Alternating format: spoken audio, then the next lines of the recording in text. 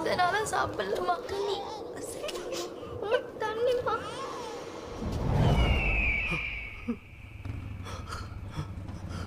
சாப்பாடு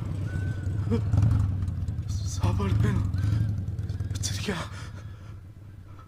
காசு இருக்கு, வேணுமா? காசு என்கிட்ட இருக்கு. சாப்பாடு வேணும். ஏன்டா இந்த பூமியை நாசம் பண்ணீங்க? இப்படி மாத்திரையா கொடுத்து சாப்பிட சொன்னா என்ன ஆகும் எங்க உடம்பு? ஏன்டா நிலத்தை நாசம் பண்ணீங்க?